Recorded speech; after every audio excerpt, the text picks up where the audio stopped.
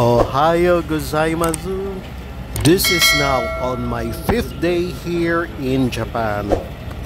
Breakfast po tayo mga guys. Bale, nasa Osaka na po tayo.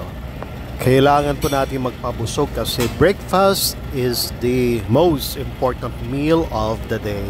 Masarap naman talagang kainin pag mainit ang tinapay. Meron din tayong pinainit dito na croissant.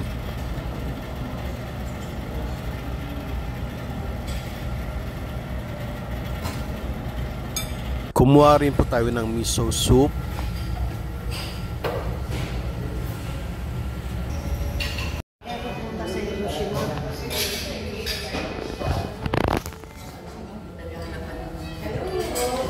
Kailangan po talaga natin magpakabusog. It's my free time today in Osaka.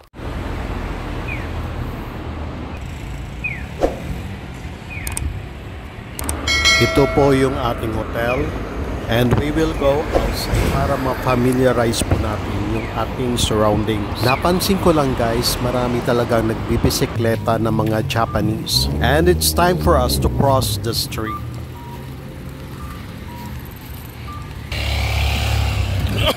Nakita nyo guys yung parking area ng mga sasakyan, napaka-organized talaga. Eto na guys, dadaan na yung tren.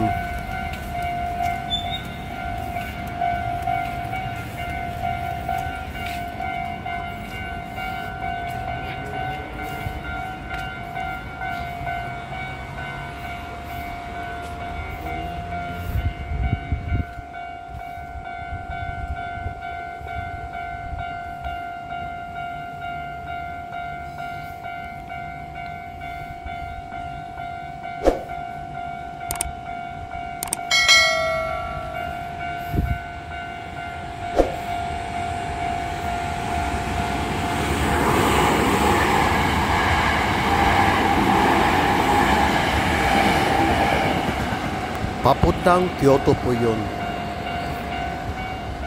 At meron pang isa.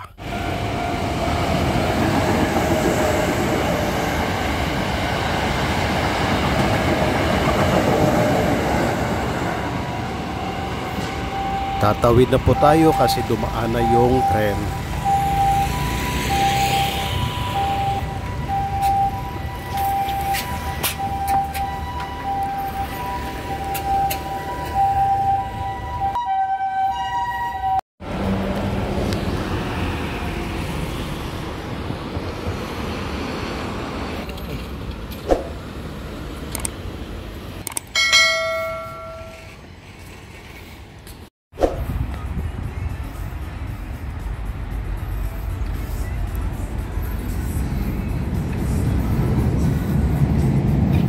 Mag-aalas 5 na po ito ng hapon.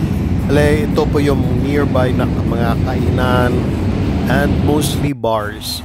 Kasi sa napansin ko, mahilig talaga yung mga Japanese uminom ng beer. Halos karamihan po ng mga Japanese.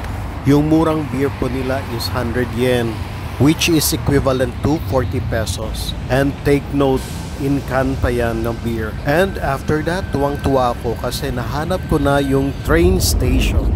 Pupuntahan po natin uli yung Dotonbori.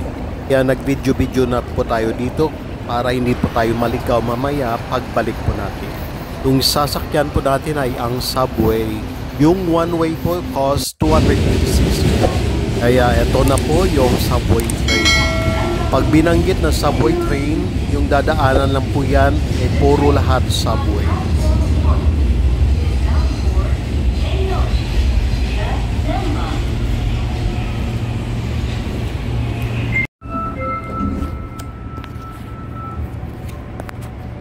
Nasa loob na po tayo ng subway train mga guys. Papunta ulit tayo ng Dotonbori mga guys. Okay, see you around!